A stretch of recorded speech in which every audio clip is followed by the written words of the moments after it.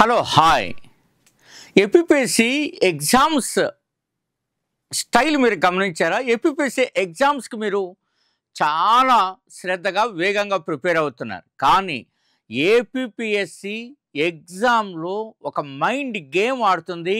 ఆ mind game ఎవరు ఎక్కువ తెలుసుకుంటే వాళ్ళు సక్సెస్ అవుతారు. ఏమిటి ఈ ఆంధ్రప్రదేశ్ పబ్లిక్ సర్వీస్ కమిషన్ ఆడేటువంటి మైండ్ గేమ్?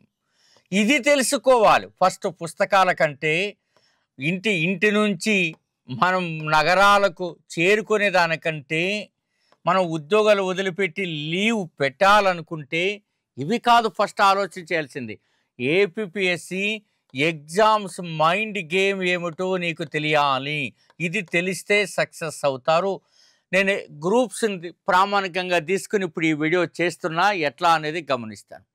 మిత్రులారా, నేను చాలా సందర్భాల్లో చెప్పాను ఏపీపీఎస్సీ ఎగ్జామ్స్లో ఒక మైండ్ గేమ్ ఆడుతుందని. అలాగే లాస్ట్ ఒక వీడియో చేశాను, ఆ వీడియో కూడా చూడండి. ఏపీపీఎస్సీ పరీక్షలు అంటేనే జోదం అని. ఈ రెండింటి పట్ల నీకు అవగాహన ఉంటేనే రాబోయే జాబ్ క్యాలెండర్లో కానీ నీవు సక్సెస్గా మీరు విజయం సాధించి ఒక సక్సెస్ఫుల్ క్యాండిడేట్గా మీరు నిలవగలరు. Otherwise it is so difficult. APPSC ఎగ్జామ్స్లో మీరు ఫస్ట్ గమనంలోకి తీసుకుంటారు. మీరు చాలా ఆసక్తికరంగా చాలా సందర్భాల్లో చెప్పాను, ఆంధ్రప్రదేశ్ పబ్లిక్ సర్వీస్ కమిషన్ ఒక మైండ్ గేమ్ ఆడుతుందని. ఒక ఎగ్జాంపుల్ చెప్తాను. ఏపీ హిస్టరీలో మీరు కానీ ఫస్ట్ గమనించినప్పుడు 2008లో ఇది సిలబస్లో ఇంట్రడ్యూస్ చేశారు 75 మార్కులకి. శాతవాహనుల నుంచేనే సుమారుగా 10, 15, 18 బిట్లు దాకా ఇచ్చేసాం. కానీ 2025లో రమారమి 3 లేక 4 బిట్లే ఇచ్చాడు. దీన్ని మీరు ఎలా అర్థం చేసుకుంటారు? శాతవాహనులు చదివేస్తే. అదే రకంగా గతంలో మీరు కానీ గమనిస్తే ప్రాచీన మధ్యయుగ ఆంధ్ర చరిత్రకు ప్రాధాన్యం ఇచ్చిన ఏపీపీఎస్సీ 2025లో ఆధునిక ఆంధ్ర చరిత్రకు ప్రాధాన్యం ఇచ్చింది. దట్టు కంపెనీ పాలనలోనే ఎక్కువ బిట్లు వచ్చేసాయి. దీన్ని ఎలా అర్థం చేసుకుంటారు? ఈ ఎగ్జామ్ ఒరబడిని, ఈ ఎగ్జామ్ స్టైల్ని నువ్వు అర్థం చేసుకోవాలి. ఇది అర్థం కానంత వరకు మనకు సక్సెస్ రాదు మిత్రులారా. దయచేసి మీరు నేను చెప్పేటువంటి మాటలు వినండి. 3 దశాబ్దాలు ఒకే రంగంలో పోటీ పరీక్షలో శిక్షణ ఇస్తే నిలబడ్డం అనేది ఎంత గ్రేట్ ఆలోచన చేయండి. ఎన్ని పుస్తకాలు చదివి ఉంటావు? ఒక ఏపీ హిస్టరీని 28 పుస్తకాలు అధ్యయనం 30 సంవత్సరాల కాలంలో. మీరు ఇందులో కూడా మీరు గమనిస్తే చాలా ఆసక్తికరమైనటువంటి కఠినమైనటువంటి విషయాలు. కాబట్టి ఫస్ట్ గమనించండి. నీకు ఇచ్చిన 5 యూనిట్ల సిలబస్, అలాగే ఏపీపీఎస్సీ మొత్తం అన్ని సబ్జెక్టుల సిలబస్ నీ దగ్గర కంటత రావాలా. ఫస్ట్ సిలబస్ పైన నీకు పట్టు రావాలి. ఈ సిలబస్ అనేది నీకు ఫస్ట్ చదవడం తర్వాత చదువుదాంలే. సిలబస్ ఏమేమి ఉందో ఆ సిలబస్ను నేర్చుకోసాలు. ఫస్ట్ అది నేర్చుకుంటే నీవు సక్సెస్ అవుతావు. ఆ తర్వాత నీవు చేయాల్సినటువంటి ప్రధానమైనటువంటి అంశం ఏంటో తెలుసా? నీవు ప్రధానమైనటువంటి అంశం, నేను ఒక మాట నేను మీతో మాట్లాడతా. ఆ ప్రధానమైనటువంటి అంశం ఏమిటి అనేది నేను తప్పనిసరిగా మీతో మాట్లాడతాను. మీరు ఫస్ట్ మొట్టమొదట పెరిగా తయారైనటువంటి పుస్తకాలను పక్కన పెట్టు. కనీసం నీ కళ్ళతో కొన్ని స్టాండర్డ్ బుక్స్ అన్న చూడడం మొదలు పెట్టండి దయచేసి. Without standard books we can't succeed అనేటువంటి అంశాన్ని నేను ఈ రోజున బలంగా బల్లగుద్ది మరీ చెప్తున్నాను. మీరు కొన్ని అంశాలను పట్టుకోవాలి. చాలా తెలివైన వారు మీరు, అందులో సందేహం లేదు. గ్రూప్స్కి ఎక్స్ట్రాడినరీ తెలివితేటలు అక్కర్లేదు. సాధారణ తెలివితేటన వాళ్ళే ఇన్ఫ్యాక్ట్ ఎక్కువ గ్రూప్స్లో విజయం సాధిస్తారు. ఈ అంశాలన్నీ నీకు తెలిసి ఉండాలా. ఈ అంశాలు తెలియకపోతే నీకు సక్సెస్ రావడం కష్టము.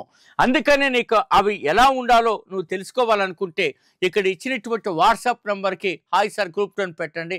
బెస్ట్ పీడిఎఫ్స్ పెడతారు. అవి స్టడీ చేయండి. నువ్వు జాయిన్ అవ్వచ్చు అవ్వకపోవచ్చు, that is left to you. అది పక్కన పెట్టండి. కానీ ఇక్కడ ఇచ్చిన యాప్ కూడా శ్రీ మేఘనా థింక్ ట్యాంక్ యాప్ డౌన్లోడ్ చేయండి. అప్పుడు నీకు ఆసక్తికరమైనటువంటి అంశం ఏంటో నీకు అర్థమవుతుంది. అట్లాగే మీరు ఇమ్మీడియట్గా తీసుకోవాల్సిన step, AP history online video classes నా చేత చెప్పబడతాయి. అవన్నీ కూడా మీకు వెంటనే అందుబాటులోకి వస్తాయి. ఇమ్మీడియట్గా మీరు మెయిన్స్కి వెళ్ళే లోపల అవి క్లియర్ చేసుకొని ఉండాలా. లాస్ట్ టైం 75, 70 దాటిస్తానంటే 72 తెప్పించాను. ఇంకంతకంటే ఏం చేయగలుగుతాం? ఈజీగా ఉన్నా కష్టంగా ఉన్నా ఆ ఫిగర్ అయితే మారదండి. అట్లాగే జిఎస్ బూట్ క్యాంప్ ఒక స్టేట్ తీసుకొని 9 రకాల సబ్జెక్టులు కలపడం మీరు ప్రయత్నం చేయండి. ఇవన్నీ ప్రయత్నం చేయడానికి సూపర్ స్ట్రాటజీ కోర్స్. ఇప్పుడు నేను చెప్తున్నానే, ఇదిగోండి బాబు శాతవాహనంలో గతంలో అలా ఇచ్చారు, ఇప్పుడు ఇలా ఇస్తున్నాను. ఆ విషయాలను, ఆ వ్యూహాలను టాపిక్కి 160 వ్యూహాలు మీకు రాయబడతాయి గ్రూప్ 2 మెయిన్స్కి సంబంధించి. ఇవి గ్రూప్ 2 మెయిన్స్కి 160 వ్యూహాలు, అంటే 160 భాగాలుగా సిలబస్ని వారు చేసి ఉంటారు. అది మీరు చాలా ప్రత్యేకంగా తీసుకుంటారు. ఇక్కడ ఉందయ్యా. సో కాబట్టి ఇది సూపర్ స్ట్రాటజిక్ కోర్సులో మైక్రో లెవెల్కి వెళ్ళినటువంటి ఈ టెస్ట్ సిరీస్ని గమనించండి. ఇందులో ప్రతి బిట్టు కొత్తదై ఉంటుంది, నిన్ను ఆలోచింపజేస్తుంది. ఆ బిట్టు చుట్టూ నువ్వు చదువుకుంటే సక్సెస్ అయిపోతుంది, వేరే ఏది అక్కరలేదు. అందుకనే మీకు ప్రధానంగా ఏపీ హిస్టరీ మనం చూసింటాం. గ్రూప్స్ పరీక్షల్లో మనం ఇన్ని ఘన విజయాలు, ఇంత బిట్లు తీసుకురావడం వెనుకున్నటువంటి కారణం ఇదే. అదే రకంగా మనకు మొత్తం ఇన్ని పుస్తకాలు 14 పుస్తకాలు తయారు చేసి మీకు అందరికీ పుస్తకాలు, ప్రామాణిక పుస్తకాల నుంచి రూపొందించడం. ప్రతిదీ టైం అవుతుంది కాబట్టి ఇవి చూపించి వదిలేస్తున్నాను. కాబట్టి మీరు ఇప్పుడు ప్రోగ్రామ్ ఏమిటి, మీరు ఏదైనా ఫుల్ కోర్సులకి రావచ్చు, ఏపీ హిస్టరీ స్టాండర్డ్ క్లాసెస్ వినొచ్చు. అవి ఎలా ఉంటాయో చూడండి, ఎంత కఠినంగా కూడా మనం చెప్తామో చూద్దాం. రైట్ మిత్రులారా, ఇందులో మీరు ఒక ప్రత్యేకతగా గమనిస్తే ఈ మైండ్ గేమ్ ఎట్లా అనేది చూడాలి. అందుకని ఈసారి మీరు ఎక్కడైనా చూడండి, పెనుంబాక దండము అనేటువంటిది ఎప్పుడైనా గమనించారా మీరు? పెనుంబాక దండము ఏమిది? పెనుంబాక దండము అనేటువంటిది దేంట్లో వస్తుంది ఏమిటనేది ఒకసారి ప్రయత్నము చేయండి. మీరు అనేక సందర్భాల్లో మీరు చూస్తారు, మూల గురమ్మ అనే దేవత చూసారా? మూల గురమ్మ, ఏపీ హిస్టరీలోకి వెళ్ళినప్పుడు మూల గురమ్మ అనేటువంటి ఎవరు ఈ మూల గురమ్మ? ఈ మూల గురమ్మ దేవాలయం లేక ఆలయం అనేది ఎక్కడ ఉన్నది అనేటువంటిది ఒక్కసారి గమనిస్తారా? లాస్ట్ టైం మీరు 2025లో మీరు చూశారు, వృత్తులు కానీ ఇవి కానీ అవన్నీ పక్కన పెట్టేసి వాడు ఉన్నటువంటి సబ్జెక్ట్ అన్నిటినీ ఎక్కువ సబ్జెక్టు, ఎక్కువ క్వశ్చన్స్, ఎక్కువ సమాచారంతో కొట్టాడు. అదే మైండ్ గేమ్ అంటేనండి. ఆ మైండ్ గేమ్లో మీరు చాలా ఆసక్తికరమైనటువంటి అంశాలను మీరు గమనించాల్సినటువంటి అవసరం ఉన్నది. ఆంధ్రోద్యమంలో గతంలో చాలాసార్లు వాడు గమనంలో తీసుకుని అడిగాడు. ఈసారి ఏమడిగాడు? ఎన్జీ రంగా పైన ఎక్కువ బిట్టు ఫోకస్ చేశాడు. ఆ తర్వాత మీరు జమీందారుల సంఘం అధ్యక్షుడిపైన బిట్టు ఫోకస్ చేశాడు.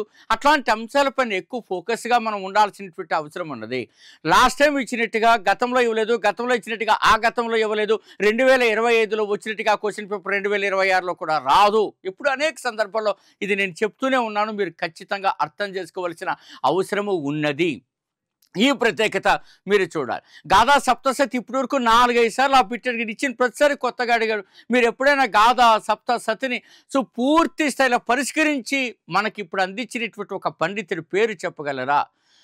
మనం కానీ గమనిస్తే సత్యసాయి అనేటువంటి గ్రంథాన్ని ఏమని పిలుస్తారు? గాథా సప్తసతిలో మీరు చాలా ప్రత్యేకతలు గమనించవచ్చు. ఇట్లా ఎన్నో అంశాలను మీరు గమనిస్తారు. కనుమూరి ఈ పదం ఎక్కడొస్తుందో కనుక్కోండి. కనుమూరి ఒక రాజులు మనకు చచ్చుటకు మరణించటకు ఏర్పాటు చేశారంటే అక్కడి నుంచి దూకి మరణించవచ్చు. ఆ మార్గాన్ని కనుమూరి అంటారు. ఏ రాజుల కాలంలో? ఇవన్నీ తెలియాలంటే నువ్వు సురవరం ప్రతాప్ రెడ్డి రచించిన ఆంధ్రుల సాంఘిక చరిత్రకు వెళ్ళాలా.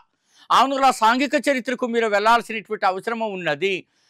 మీరు గట్టిగా కూడా అనేకమైనటువంటి ప్రామాణిక పుస్తకాలు, ఇందాక నేను చెప్తున్న ఆ ఎగ్జామ్ మైండ్ గేమ్ గమనించండి అని, అలాగే పాలిటీలో కూడా మైండ్ గేమ్ గమనించండి, ఎకానమీలో గమనించండి.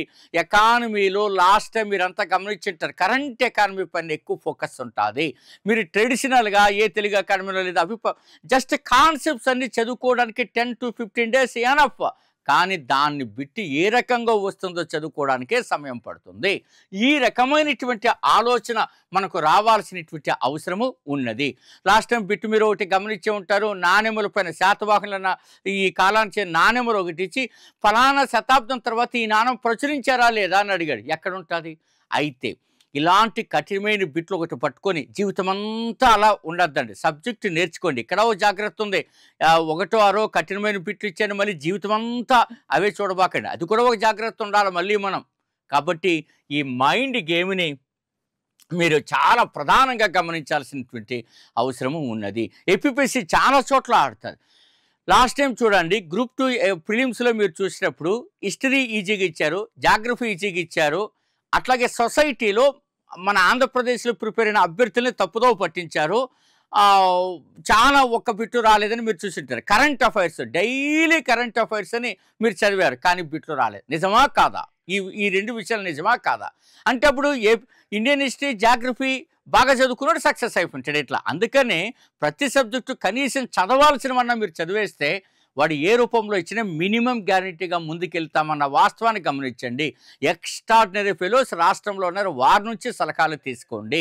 సలహాలు తీసుకునేటప్పుడు కూడా నిపుణుల నుంచి మీరు తీసుకోవాల్సిన అవసరం ఉంటుంది. సో ఇది ప్రధానమైనటువంటి అంశం. 30 సంవత్సరాలుగా 80 మూల గ్రంథాలు, మళ్ళీ మీరు ఆ గ్రంథాలన్నీ కూడా చూపించాను. ఇక్కడ 80 మూల గ్రంథాలు అంటే అందరూ అర్థం చేసుకోవాల్సింది, ఒక్కో సబ్జెక్టుకి 3 లేక 4 గ్రంథాలు క్షుణ్ణంగా చదివిన తర్వాత అవసరమైన టాపిక్లకు అవసరమైన గ్రంథం నుంచి మనము దాన్ని లింక్ చేస్తారు, అది కూడా గ్రంథం పేరు రాస్తారు. అట్లా 80 గ్రంథాలు అవుతాయి. మీరు మళ్ళీ దాన్ని అత్యోక్తిగా భావించకండి. ఎప్పుడైనా పిహెచ్డీ చేసినప్పుడు మేము చాలా వందల గ్రంథాలు చూస్తాం, బిబ్లియోగ్రఫీ అని రాస్తాం. దాని అర్థం ఏంటి? ఆ గ్రంథం మొత్తం చదివామని కాదు, ఆ గ్రంథంలో ఆ టాపిక్కి సంబంధించిన పర్టికులర్ ఇన్ఫర్మేషన్ చేర్చాము అని దీని అర్థం. ఇప్పుడు ఎక్కడే ఉన్నది పెనుంబాక దండము, ఇందాక చూపించాను కదా.